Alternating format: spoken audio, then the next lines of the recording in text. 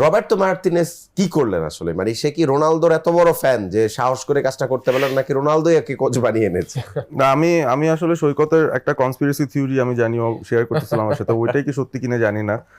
Basically Roberto Martinez নিজে একজন Spanish, হ্যাঁ, এবং সে পর্তুগালকে নিয়ে আসছে স্পেনের এগেইনস্টে খেলতে, এবং ওয়ার্ল্ড কাপ সে তো আর আগে জানতো না যে পর্তুগালের কাছে খেলতে হবে তাকে। ওয়ার্ল্ড কাপ শুরুর পরপরই সে বলে দিয়েছে এটাই আমার লাস্ট ওয়ার্ল্ড কাপ, মানে লাস্ট মিশন পর্তুগালের সাথে, রেজাল্ট যাই হোক না কেন।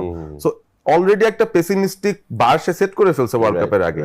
এবং ব্যাপারটা এরকম না যে আমরা সেলিব্রেট করতেছি রবার্টো মার্টিনেজ যাওয়ার আগে সে বিশাল বড় একটা কিছু করে দিয়ে যাবে, ওরকম এনথুজিয়াজম নিয়ে সে বলে নাই।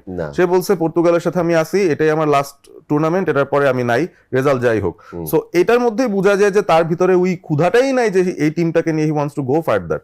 তার মধ্যে রোনালদো ফ্যান বয় হওয়ারও বিষয় না এখানে। আমার কাছে মনে হয় যে সে ইভেন যখন বেলজিয়াম টিমটাকেও চালাইতো তখনও নষ্ট করেছে, ওইখানেও আমার কাছে মনে হয়েছে যে is very inefficient in understanding তার প্লেয়ার প্রোফাইল কি, তাদেরকে আসলে কিভাবে বেস্ট ইউজ করা যায়। সো ওই জায়গায় একটা ফেলিয়ার।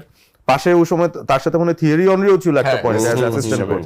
এরকম ভালো মাস্টারমাইন্ড, এরকম ভালো মোটিভেটরদের সাথে রাখার পরও সে যেহেতু পারে নাই, এখানে তো সে কি আর করবে। সো আমার মনে হয় যে রোনালদো ফ্যান বয়ের চেয়ে বড় কথা হচ্ছে যে সে নিজে আসলে মানে তার মধ্যে ওই ইয়াটাই নাই যে আমি পর্তুগালকে নিয়ে চ্যাম্পিয়ন হব।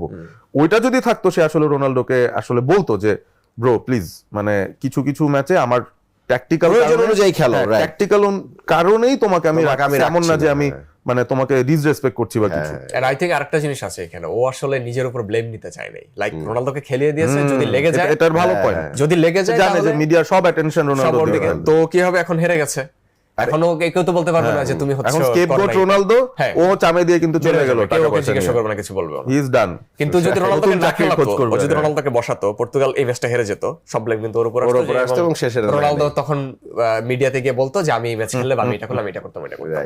এন্ড এই কথা বলার সুযোগটা রোনালদোকে ভয় পায়, তাই হবে, সেটাই পেয়েছে। না খেললে মিডিয়ার সামনে রোনালদো যদি আবার বলে দিবে, বলেছে বিভিন্ন সময়। এবং ম্যাচ শেষে যখন ইন্টারভিউতে কথা বলছিল তখনও মানে তার সেই মানে দম্ভ, সেই দম্ভ, তার সেই কথা, মানে ওয়ার্ল্ড কাপ খেলতে এসছেন, প্রত্যেকটা ম্যাচ খেলার জন্য পাগল হয়ে গেলেন, তারপরে বলেন যে ওয়ার্ল্ড কাপের চেয়েও বড়। মানে আপনি কখন নিজেকে সবসময় ঢোল পেটাবেন? আপনি যখন ইনসিকিউর, স্বাভাবিক ব্যাপার, এটা সাইকোলজি বলে, আপনি ইনসিকিউর বলেই আপনি নিজে ঢোল পেটাবেন, কারণ কেউ আপনার ঢোল পেটাচ্ছে না। আপনি দেখছেন যে কেউ আপনাকে ওইভাবে, যারা পান্ডিত, আপনার ফ্যান্স বাদে যারা, পিয়ার্স মর্গানের মতো দুই একটা স্টুপিড থাকবেই আর কি, আই এম সরি আমি শব্দটা বলছি এখানে। তো যেটা হলো যে এরকম যারা আছে তারা বাদ দিয়ে যারা অ্যাকচুয়ালি ফুটবলটা বোঝে, আপনি যদি এই যে থিয়েরি হেনরি আর জলাতান ইব্রাহিমোভিচের শোটা যারা দেখতেছে তারা বলতে পারবে যে তারা কিভাবে জিনিসটাকে অ্যানালাইসিস করছে, এবং তারা কিন্তু দেখবেন যে রোনালদোর প্রসঙ্গটা আসলে তারা এড়ায় যায়, কারণ তারা জানে যে হচ্ছে মানে ওকে নিয়ে কথা বলার কিছু নাই এট দিস মোমেন্টে।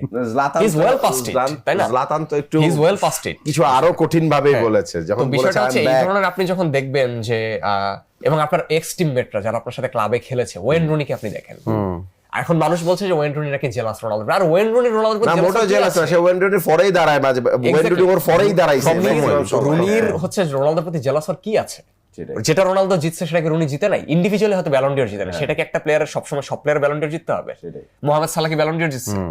তাহলে এই যে ও কি জেনারেশন বেস্ট প্লেয়ারদের একজন না? ইডেন হ্যাজার্ড কি ব্যালন ডিওর জিতছে? গ্যারেথ বেল কি ব্যালন ডিওর জিতছে? তো ওরা কি এই জেনারেশন বেস্ট প্লেয়ারদের একজন না? রবার্ট লেভানডস্কি, লুইস সুয়ারেজ, ওরা তো জেনারেশন বেস্ট প্লেয়ার। বেসিক্যালি হচ্ছে এই রোনালদোটা, মানে এই version of Ronaldo 41 years old, এই পর্তুগাল টিমের একটাই কাজ, পেনাল্টি নেওয়া। আর কোন জায়গায় আমি দেখি তার কোনো কার্যকারিতা এই মুহূর্তে আছে, বা ওর থেকে বেটার অপশন কারেন্ট টিমেই আছে। এটা হতে পারতো যে এই ম্যাচে টাই ব্রেকারে যেত, তখন 80 মিনিট নামিয়ে যে 0-0 আছে, 1-1 আছে, টাই ব্রেকারের দিকে যাচ্ছে, আমি 80th মিনিটে রোনালদোকে নামাই দিই, ও 40টা মিনিট হচ্ছে হাঁটাচলা করুক, খেলুক, একটা টাই ব্রেকার আমি শিওর শট একটা গোল পাচ্ছি, এটা কিন্তু করতে পারতো চাইলে। এটা হচ্ছে স্ট্র্যাটেজি।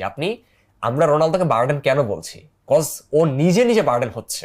ও যদি অ্যাসেট হিসাবে ইউজ করা যেত, ওকে এখনো পসিবল ওকে অ্যাসেট হিসাবে ইউজ করা, যে আমি এই টাইমে স্পেসিফিক টাইমে, কারণ রোনালদো তো দিন শেষে আর পসিবল না, বেশি হয়ে সেটা তো চলে গেছে, এটা বেশি হয়ে গেছে, আর পসিবল না। একটা প্লেয়ার 1000 গোলের কাছাকাছি করে ফেলছে, সে নিশ্চয়ই হচ্ছে অন্তত মানে গোলের রাস্তাটা ওই কথাটাই জলাতান প্রথম যেই দিন ক্রিস্টিয়ানোকে খুঁজে পাওয়া গেল না, তখন জলাতান এটা বলেছিল যে একটা মানুষের সামনে 1000 গোলের টার্গেট, একটা মানুষের সামনে এই স্বপ্ন ওই স্বপ্ন। লিওনেল মেসি যখন হ্যাটট্রিক করে ফেলে তখন আসলে সে খেলতে চায়, এটা সে খেলতে চায়। জলাতান খুবই পারফেক্টলি বলেছে, সেই আলোচনা আমি না গেলাম।